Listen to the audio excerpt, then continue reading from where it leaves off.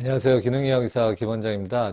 요 수치를 확인 안 하고 그냥 고지혈증 약을 먹으면은 안 먹어도 되는 약을 평생 먹을 수도 있습니다. 운이 나쁘면은 약 부작용으로 이제 평생 고생하면서 살 수 있기 때문에 반드시 이 수치는 꼭 확인을 해 주시는 게 좋겠어요. 뭐 약 부작용의 확률은 이제 3명 중에 1명이 생길 수도 있기 때문에 주의가 필요합니다.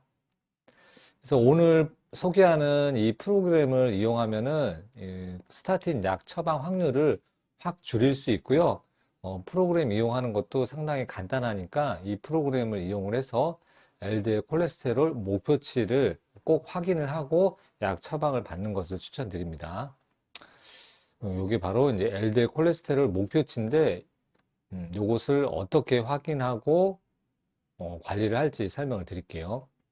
그래서 LDL 콜레스테롤 목표치가 이게 개인마다 다 다르다는 것을 알고 계셔야 됩니다. 그래서 무조건 낮으면 낮을수록 좋은 게 아니라 적당히 낮고 적당히 높아야지 되지, 너무 낮으면은 이제 사망 위험이 올라갈 수 있기 때문에 그 개인의 목표치가 다르다는 것을 알고 있어야 됩니다. 그래서 피검사 결과상 LDL 콜레스테롤 수치가 높다고 그냥 약을 처방하는 경우가 많거든요. 그래서 결과지는 그 각 개인의 그 위험 요인이 평가가 되어 있지 않기 때문에 평균적인 값을 정상 수치로 보는 것이지, 각 개인에 따라서 그 정상 수치가 다를 수 있습니다. 그래서 같은 LDL 콜레스테롤 수치라도 정상 수치라 안 먹어도 되는데 약을 먹을 수도 있어요. 그래서 이미 이것 때문에 많이 먹고 있고, 많은 분들이 이제 부작용으로 고생하는 사례들이 심심찮게 생길 수 있습니다. 그래서 이제 LDL 콜레스테롤이 130 이상이면 그냥 약을 처방하는 경우가 있을 수 있거든요. 그래서 이렇게 이제 참고치가 옆에 나와 있고요. 여기에서 벗어나게 되면은 빨간색으로 이렇게 표시가 되고, 이제 알파벳으로는 H, 하이로 표시가 돼 있어서 단순히 133밖에 안 되는데, 높으니까 약을 먹어라, 이렇게 얘기하는데, 이 환자의 나이라든가 다른 위험 요인을 평가하면은 이게 130이 정상이 아니라 160까지도 정상 수치가 올라갈 수 있는데, 그것을 이제 진료 현장에서 제대로 평가를 안 하고 대충대충 처방하는 경우가 있기 때문에 요거를 잘 확인을 하는 것이 좋겠습니다. 그래서 단순히 130만 높다고 해서 약을 바로 처방해야 되는 것은 아닙니다. 그래서 LDL 콜레스테롤은 위험 요인에 따라서 그 목표치가 다르고, 같은 나이, 같은 성별에 따라서도 그 목표치가 다를 수 있다는 걸 알고 계셔야 되고요. 이 내용은 이제 아무래도 이제 주류의학하고 관련된 입장에서 좀 설명을 드리는 거예요. 그래서 이상 지질혈증 진료 지침 5판에 나와 있는, 최신 5판에 나와 있는 내용을 참고로 해서 말씀을 드려볼게요. 그래서 이 수치를 보면은 이제 정상 수치가 있어요. 그래서 총 콜레스테롤은 240을 넘어가면은 높다. LDL 콜레스테롤은 160을 넘어가면 높다. 중성지방은 200을 넘어가면 높고, HDL은 40 이하가 되면 안 좋다. 이런 식으로 각각의 이제 수치들만 이제 평가가 되어 있는데, 중요한 것은 이제 제 구독자분들은 알고 계실 거예요. 비율이 훨씬 더 중요하다는 거. 단순히 각각의 값의 수치만 볼 게 아니라 이 비율을, 이 사이사이의 비율을 계산해서 관리해 주는 것이 훨씬 더 중요하다는 것을 알고 계실 것입니다. 그래서 그 비율을 보면은 이제 저번 영상에서도 소개시켜 드렸다시피 LDL 콜레스테롤의 안전 구간은 100에서 대략 한 190 정도가 된다는 걸 알 수 있었죠. 그리고 총 콜레스테롤 나누기, 이거 나누기입니다. 총 콜레스테롤 나누기 HDL 콜레스테롤 하면은 그 비율이 4 이하가 좋고, 가급적이면 3.5 이하면 좋겠다. 그리고 중성지방 나누기 HDL 콜레스테롤 비율은 2 이하가 좋겠다. 그리고 중성지방 자체는 이제 100 이하로, 100보다 낮게 유지하는 것이 좋고요. 총 콜레스테롤 같은 경우는 우리나라 연구에서는 가장 사망 위험이 낮은 구간이 200에서 240 정도가 됐었습니다. 그래서 이런 값들을 이제 교집합적인 관점으로 관리를 해주는 게 좋겠어요. 그래서 공통으로 만족할 수 있는 수치가 되면은 제일 좋겠습니다. 그래서 LDL이 이제 190 이상 되면은 요 구간을 유지하기 어려운 경우가 많겠죠. 네. 그래서 그 연구에서도 LDL과 사망률의 관계는 이 U자 세입으로 100에서 189, 190 사이 정도가 가장 사망 위험 구간이 낮다. 그래서 단순하게 이제 130 이상이라고 해서 드실 필요는 없습니다. 낮으면 낮을수록 좋은 거는 총 콜레스테롤하고 HDL 비율이 낮으면 낮을수록 사망 위험이 낮다. 그리고 중성 지방하고 HDL 콜레스테롤도 낮으면 낮을수록 사망 위험이 낮다. 이렇게 되어 있습니다. 그래서 낮으면 낮을수록 좋은 거는 LDL 콜레스테롤이 아니라 이런 비율이다. 이렇게 이해하시면 좋겠어요. 그래서 지난번 영상에서 말씀드렸는데 너무나 중요한 내용이고 안 보신 분들이 있을 것 같아서 한 번 더 소개를 시켜드렸습니다. 그래서 그 진료 지침에 나와 있는 이제 위험 요인은 이렇게 5가지가 있습니다. 그래서 나이가 해당이 되고요. 나이가 남자는 45세 이상, 여자가 55세 이상이 되면은 위험 요인이 하나가 되는 거고요. 그 다음에 관상동맥 질환, 심장혈관에 질환이 있는 가족이 있다면은 위험 요인이 이제 하나가 더 추가가 되는 겁니다. 총 5가지가 있는 것이죠. 그래서 남자는 55세 미만, 여자는 65세 미만에서 심장혈관 질환에 문제가 생긴 가족이 있다면은 위험 요인이 추가가 되는 거고요. 그리고 고혈압, 현재 혈압이 높거나 고혈압 약을 먹는 경우에도 위험 요인이 하나 추가되는 거고요. 흡연 아주 강력한 위험 요인입니다. 그리고 저 HDL 콜레스테롤, HDL이 40 이하로 떨어져 있는 것도 위험 요인이 되겠습니다. 그래서 이렇게 위험 요인이 총 5가지가 있는데 이 5가지 중에서 2가지 이상이 되면은 좀 더 콜레스테롤 수치를 잘 관리해야 된다 이렇게 소개를 하고 있습니다. 그래서 위험 요소가 하나만 있는 경우에 뭐 나이가 있다든가 뭐 그죠? 나이가 있다든가 뭐 혈압이 있다든가 뭐 그런 경우에는 160 이하가 목표입니다. 그런데 그냥 단순히 130 이상이라고 해서 고지혈증 약을 처방하면 안 되겠죠. 그래서 그 위험 요인에 따라서 주류의학에서 소개하는 콜레스테롤 수치가 좀 다를 수 있다. 예. 그리고 위험 요인이 2개 이상이 되면은 이제 130 이하가 목표가 되겠고요. 뭐 그 외에 이제 여러 가지 당뇨나 혈관 질환이 있는 경우에는 이렇게 목표치를 제시하고 있습니다. 그래서 이제 그 위험 요인에 따라서 뭐 투약을 시작을 하라고 이렇게 공고하는 구간들이 있거든요. 있는데 160 이렇게 있는데 그 위험 요인이 만약에 한계가 있어요. 뭐 나이가 많거나 아니면은 뭐 혈압이 높거나 그런 경우에 HDL이 LDL이 161이면은 160 넘으면 바로 약을 먹어야 되느냐?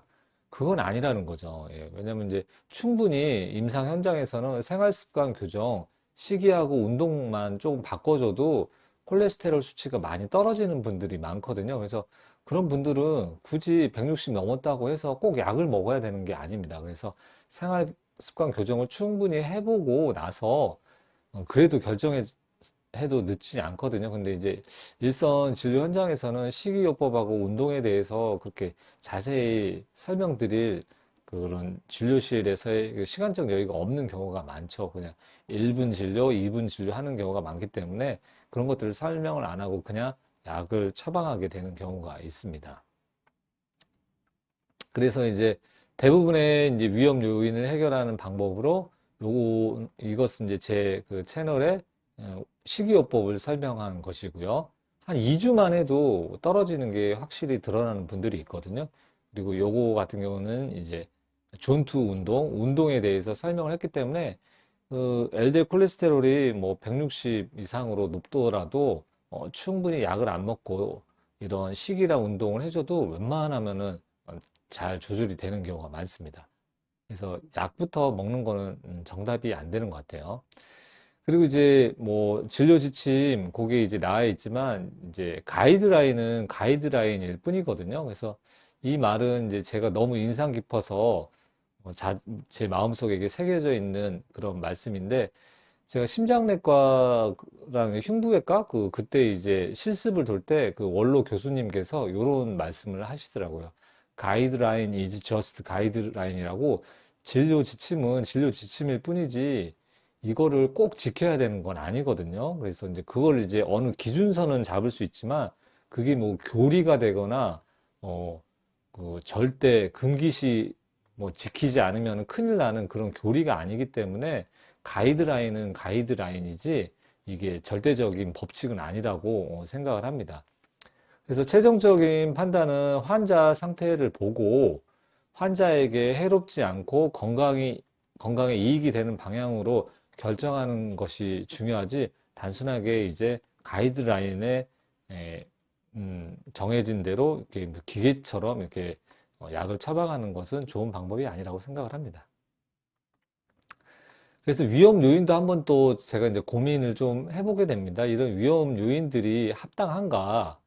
그래서 나이가 이제 남자는 45세, 여자는 55세이면 이게 무슨 위험 요인인지 모르겠어요. 뭐 전체 평균적인 그런 전체 인구 집단에서는 이게 의미가 있을 수 있지만 각 개인은 좀 다를 수 있거든요. 그래서 정책을 지팡하는 어느 뭐 정부 기관이나 뭐 그러면은 이렇게 판단할 수 있죠. 그렇지만 개개인별로는 전혀 다를 수 있거든요. 저만 해도 이제 45세 이상이지만 제가 10년 전보다 훨씬 더 몸 상태가 건강하다고 생각을 하거든요. 혈액 검사도 좋은 편이고, 그리고 체력적으로, 정신적으로도 아주 훨씬 더 건강한 상태고, 훨씬 더 기능학적으로 건강 관리를 잘 하고 있어서 오히려 10년 전보다 체력적으로도 훨씬 더 좋아진 걸 알 수 있습니다. 그래서 이 나이도 이게 절대적인 게 아니라 그 사람이 어떻게 관리를 했느냐에 따라 위험 요인이 될 수 있고 안 될 수 있는 거지, 나이도 또 절대적인 건 아닌 것 같아요. 관상동맥 질환 조기 발병 가족력은 요건 좀 의미가 있다고 생각을 합니다. 그래도 가족력이 있다고 해서 100% 발현되는 건 아니고, 그리고 본인이 어떻게 또 유전적인 요인이 있더라도 환경적인 요인을 잘 관리하면은 위험 요인에서 벗어날 수 있습니다. 고혈압은 그래도 이제 물리적으로 혈관에 압력을 가할 수 있기 때문에 중요한 위험 요인이라고 생각할 수 있고요. 흡연은 너무나 또 강력한 위험 요인이 되겠죠. 그리고 저 HDL 콜레스테롤인 경우도 저는 이제 위험 요인이라고 봅니다. 이렇게 저 HDL 콜레스테롤이 너무 낮으면은 비율이 깨지기가 쉬워요. 그래서 총 콜레스테롤하고의 비율도 깨지고 중성지방하고도 비율이 깨지기 때문에 이것은 상당한 위험 요인이 된다고 생각을 합니다. 그래서 이거를 위험 요인이라고 해서 이제 기준치가 LDL 콜레스테롤이 낮아지니까 그냥 약을 처방할 게 아니라 이분에게는 이제 뭐 비만인 경우에는 체중을 감량해서 혈압을 정상적으로 만들어서 이런 위험 요인을 없애고, 흡연을 하고 있다면 금연을 시켜서 위험 요인을 없애고, HDL 콜레스테롤이 낮다면은 이제 식이와 운동을 해서 HDL 콜레스테롤 올려주는, 이게 중요한 것이지 그냥 약을 처방하는 게 중요한 게 아니라고 생각을 합니다. 그래서 위험 요인도 합당한 부분도 문제가 있지만 이런 것들을 개선을 시켜서 HDL 콜레스테롤 목표치를 올려주고 약을 안 먹게끔 지도를 해주는 것이 제대로 된 의사라고 생각을 합니다. 근데 이제 진료 현장에서는 이렇게 하기가 쉽지는 않습니다, 실제로는.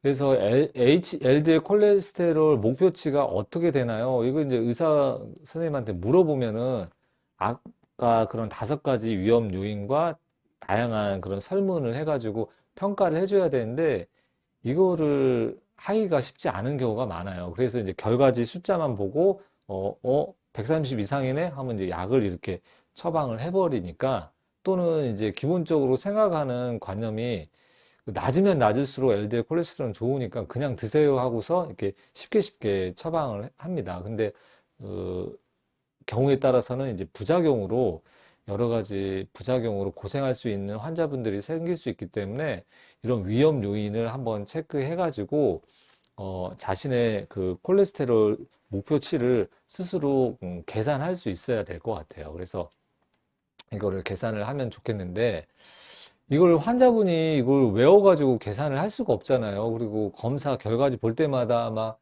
이거를 막 찾아가지고 외워지지도 않는데 또 5가지 중에 2가지가 넘는지 안 넘는지 체크하고 여러 가지 종합 요소를 확인해 가지고 목표치를 계산하기가 쉽지 않습니다. 뭐 의사도 아니고 전문가도 아니기 때문에 뭐 똑똑하신 분은 할 수 있지만 상당히 익숙하지 않은 부분이고 해서 번거롭습니다.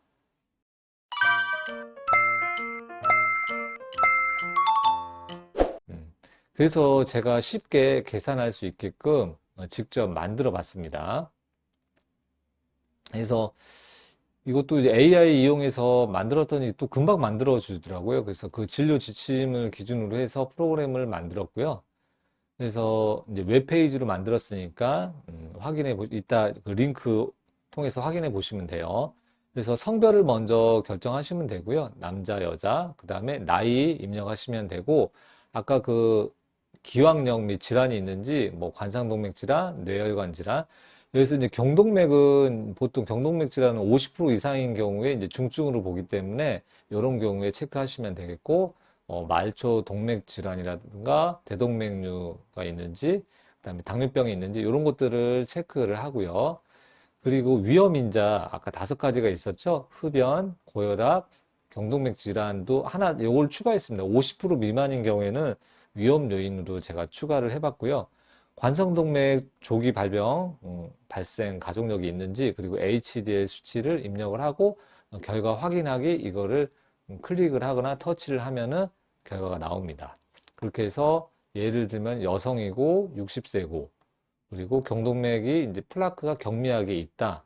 그리고 HDL이 50이다 하고서 입력을 하게 되면은 이렇게 LDL 콜레스테롤 목표치가 나옵니다. 그래서 140 정도 되는 거고 위험 요인이 보통 한 개 있는 경우도 상당히 많아요. 그런데 그런 경우에는 160이 된다는 것을 잘 알고 계셔야 되겠습니다. 그리고 이 값도 하나의 참고 사항이고 절대적으로 이 수치 이상 넘으면 무조건 약을 먹어야 되느냐? 그것도 아니에요. 그래서 한 몇 개월 정도 식이 습관을 철저히 해보고 부작용이 생길 수 있는 그 스타틴 고지혈증 약을 피하는 것을 추천을 합니다. 그래서 본인의 LDL 목표치를 한번 확인해 보시면 좋겠어요. 그래서 LDL 목표치 계산 프로그램은 이제 고정 댓글에 링크로 남겨 놓을 테니까요. 그거 클릭해 가지고 간단하게 계산하면 아, 나는 내 위험 요인으로는 요 정도가 목표치이구나. 그렇게 아시면 되겠습니다. 그래서 LDL 콜레스테롤 목표치도 하나의 참고 사항이고 더 중요한 것은 앞에서 말씀드렸다시피 요런 LDL 콜레스테롤 안전 구간 그리고 비율, 총 콜레스테롤 이런 거를 확인하시면 좋겠고요. 중성 지방은 100 이하로 만들면은 상당히 좋다는 거 잘 기억하시면 되겠고요. 이렇게 혈관 건강을 위해서 이제 콜레스테롤 수치만 관리하면 되느냐? 그것도 아닙니다. 예, 그래서 제가 계속 강조드리는 내용이 있죠. 바로 스몰 덴스 LDL 콜레스테롤 분해 검사. 여기서 빨간색 영역이 작은 LDL, 스몰 덴스 LDL인데 이게 높으면은 작은 LDL, 작은 사이즈의 LDL 콜레스테롤이 많고 혈관 침투가 잘 일어나고 지금 어떻게 보면 혈관 자체의 염증이 활발하게 일어나고 있다는 것을 확인할 수 있습니다. 그리고 이게 동맥경화의 원인이 될 수 있기 때문에 아까 그 정상적인 수치가 되더라도 이게 빨간 스몰 덴 셀들이 많으면은 그건 좋지 않은 것이고 혈관에 염증이 있는 것입니다. 그리고 또 중요한 게 뭐죠? 예, 리포프로테인 A 있죠? 리포프로테인 리틀 A 이렇게 LDL하고 비슷하게 생겼는데 이렇게 그 아포스모레이라고 하는 단백질이 있어서 혈전을 상당히 잘 만듭니다. 그래서 어렸을 때는 이 수치가 높으면은 지혈이 잘 돼서 좋지만 나이가 들었을 때는 혈전이 잘 생기는 그런 상황이 되기 때문에 이 수치가 있는지 또 꼭 확인을 하고 관리해 줄 수 있으면 관리해 주는 것이 좋습니다. 그리고 아포비는 LDL 표면에 있는 동맥경화와 관련되어 있는 물질이죠. 이것도 관리를 해 주는 것이 좋습니다. 그리고 이제 정말 저는 가장 중요한 것 중에 어떻게 보면 혈관 건강의 가장 1번은 저는 혈당이라고 생각을 합니다. 그래서 당화혈색소, 인슐린 수치, 인슐린 저항성, 공복 혈당, 혈당 스파이크 이런 것들을 관리를 해주시고요. 당화혈색소하고 호마 IR 그리고 이제 제가 요즘에 아주 중요하게 생각하는 연속 혈당 측정을 해가지고 혈당 스파이크가 잘 생기는지 봐야 됩니다. 이렇게 혈당이 막 식후에 막 이렇게 270까지 급격하게 올라갔다가 또 급격하게 떨어지는 혈당 스파이크가 있는지 확인하고 이렇게 있는 경우에 혈관 데미지가 상당히 누적이 될 수 있기 때문에 연속 혈당을 아주 철저하게 관리하는 것이 혈관 건강을 하는 데 있어서 아주 중요한 포인트입니다. 그래서 이 기계를 이용해서 측정을 해주시면은 한번 기계를 달면은 15일 정도 사용을 할 수 있기 때문에 핸드폰으로 5분 단위로 혈당을 자동으로 알려주니까 연속 혈당을 측정을 해서 건강 관리를 해주시면은 너무나도 좋습니다. 그래서 요거는 강추드립니다. 그래서 비용도 그렇게 비싼 편은 아니니까 정기적으로 달아가지고 관리를 해주시면 좋겠어요. 그리고 이제 환경독소 워낙 중금속이 있는 분들이 많습니다. 특히 이제 회식을 많이 하고 그 일식집에 많이 가서 참치나 뭐 장어나 연어 이런 수산물을 많이 드시는 분은 몸속에 중금속이 많이 있는 분들이 많기 때문에 그 횟집에 자주 가시는 분은 특히 이 중금속 환경 독소를 체크를 해보시는 게 좋습니다. 그리고 과부라 화합물, 그리고 PFOA, PFOS 얘도 이제 수산물에 많이 있거든요. 그래서 둘 다 이제 수산물하고 수돗물하고 조금 관련이 있습니다. 요 과부라 화합물은 수돗물하고도 관련이 있어요. 그리고 중금속 같은 경우는 기타 원인과 주로 수산물에 해당이 됩니다. 그래서 콜레스테롤이 이상하게 높고 잘 안 떨어지는 경우에는 몸속에 환경 독소가 있는지 체크해 보시고 필요하다면은 수치가 높게 나왔다면은 해독을 해보시는 게 좋겠습니다. 그 외에도 또 중요한 것이 간 수치입니다. 간에서 활성산소 염증이 많이 생기는지 간 수치도 확인을 해야 되고 특히 감마 GTP 수치가 높진 않은지 이 남자는 20 이상이면 높다고 보고 여자는 15 이상이면 높다고 볼 수 있거든요. 그래서 이게 지나치게 높지 않는지 꼭 체크를 해봐야지 되고요. 요산, 통풍과 관련 있는 요산 수치도 높지 않은지 이것도 이제 혈관에 침착되어서 딱딱해지고 동맥경화를 유발할 수 있는 수치입니다. 그래서 이것도 관리를 해주셔야 되고요. 비유행 크레아틴 비율을 잘 살펴봐가지고 질소 수치, 암모니아 수치가 높은지 간접적으로 확인할 수 있고요. 이게 높은 경우에는 이제 장 속에 유해균이 많아서 염증 반응이 활발하게 있을 수 있습니다. 이런 경우에 이제 추가적으로 소변 유기산 검사 같은 걸 해서 장 속의 세균 상태를 확인을 하고 이상한 세균이 많이 쌓여 있다고 하면은 그 세균을 좀 정리해 주는 치료를 하는 것도 중요한 관리 지표가 되겠습니다. 그래서 이런 것들을 관리해 주시면 좋겠습니다. 그래서 일반 병원에서는 이제 콜레스테롤, LDL 뭐 그런 것만 관리를 하지 앞에서 소개시켜 드린 그런 수치들 검사를 하거나 관리 및 치료를 전혀 하지 않거든요. 그래서 이런 것을 좀 관심이 있고 좀 더 자기 건강을, 혈관 건강을 잘 관리하신다면은 가까운 기능의학 병원을 찾으셔가지고 한번 검사를 받아보는 것도 추천을 드릴 수 있겠습니다.